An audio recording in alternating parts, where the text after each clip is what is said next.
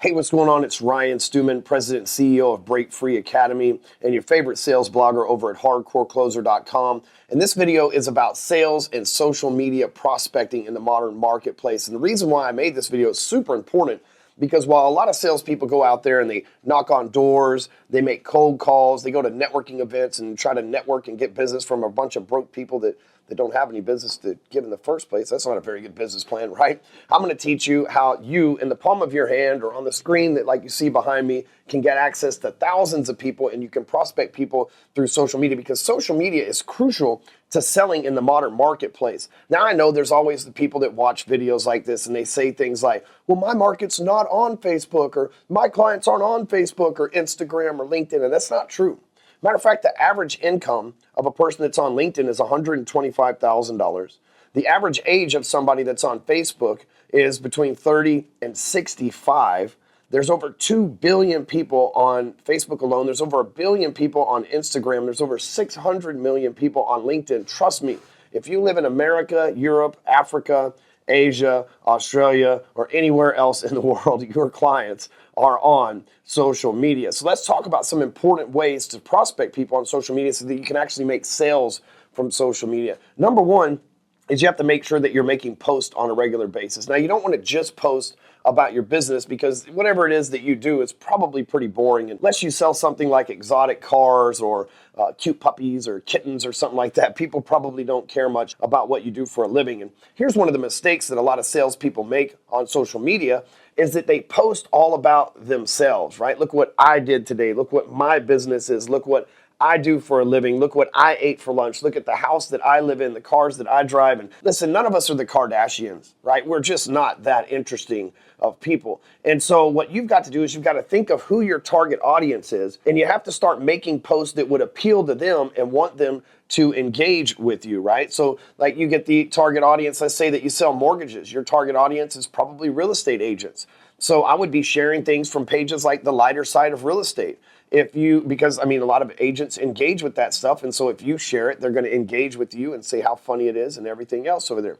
If you work for a roofing company or if you own a roofing company, your primary clients are probably going to be real estate agents. Again, I would share things that are pertinent to them. If you are a title company, your primary client is probably going to be mortgage officers. Same thing goes for insurance. Your primary client is probably going to be mortgage officers that send you referrals. So I would share things that are interesting for them because here's what I know. You have to think of what your audience wants so that you can consistently deliver that value. See, I know that my audience wants motivation.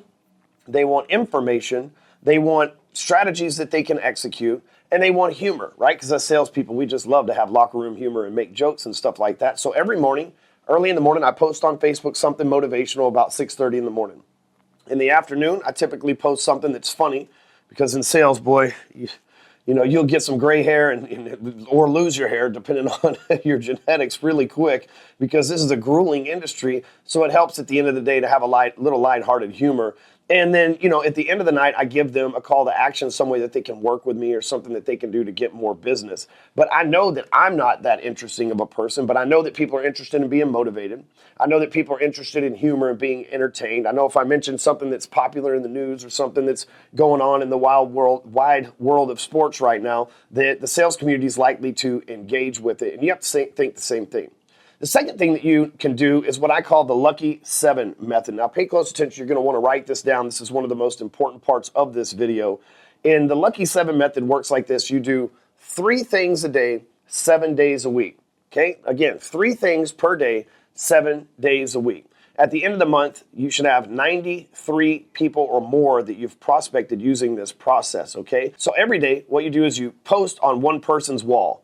And now, I'm not talking about saying happy birthday or anything like that. Go over to somebody's wall on Facebook and leave them a post. Hey, man, miss you. Hope all is well. You can do what I call social recon. You can scroll through their wall, their feed on their wall and see what they've been up to. And then you can leave a nice little comment there saying, hey, I saw you were at the zoo, or hey, I saw you were out with the kids. Looks like you're having a great time. We should be in touch soon. We should hang out soon. Then just show them that you're paying attention to them. That's what people post on social media for, is they're saying, look at me, look at me. And so when you look at them, you're obliging them with the thing that they actually want. The next thing that you need to do every single day is you need to send somebody who is a prospect a direct message. And again, you go and you look at their page, see what they're up to, and and then send them a direct message about, hey, I saw you were at the zoo, or I saw you were out with your kids, and start that conversation. Because here's how most conversations go. They go, how's life? Life's awesome. How's the kids? Kids are awesome. How's work?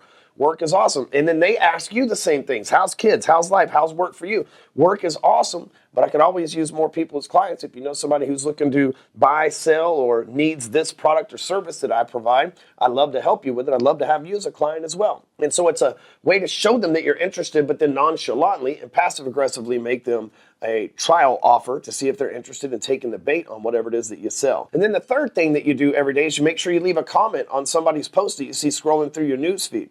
You see, Facebook has this algorithm that the more people that you engage with, the more people start to see your stuff. And so if you hit 3 different people every single day of the week for an entire month, you'll have prospected a minimum of 93, a maximum of 96, unless you're doing this in the month of February, obviously. But during that time, you got in front of 93 people in a really cool, nonchalant way. And guess what? You're front of mind because people do business with people they know, like, and trust. And so now you're on the front of their mind. So when somebody thinks about real estate and you're the real estate agent, they go, oh, hey, you know what? You should talk to Ryan. When someone thinks about coaching and you're the coach, they say, oh, hey, you should talk to Ryan. When someone thinks about wholesaling houses and you're the wholesaler, they say, oh, hey, talk to Ryan, because you're staying front of mind. So it's important that you prospect on social media every single day. And like I said, you can use the Lucky 7 method, and then you can also make sure that you're posting engaging content every day. And it all starts with making sure that you know who your audience is. And matter of fact, don't just randomly pick people to do the Lucky 7 method with every single day. Instead, what I would recommend is actually making a list of people that are on your friends list that you'd like to do business with. And you might say, well, I wouldn't want to do business with anybody on my friends list. Well, maybe you need to get some more friends, first of all. But second of all, go out and send friend requests to people in the marketplace that you do want to do business with and start that process with them. So if you enjoyed this video and you know somebody who could use this information to help them in their sales career and help them sell online, make sure you share it with them. Make sure you share it on social media. More importantly, I'd like to offer you an opportunity to get better at sales by going over to closercards.com. You can check out our closer cards. They're flashcards that help you become a lean, mean objection handling machine. So basically you write down the objections and then you go through and memorize them every single day, the rebuttals in your industry. You become a closing machine, and there's some other cool stuff on that site that you can pick up as well. Just head over to closercards.com. You might want to check around this channel and see what other videos we have also that might help you out. There's tons of resources here, and thanks for watching.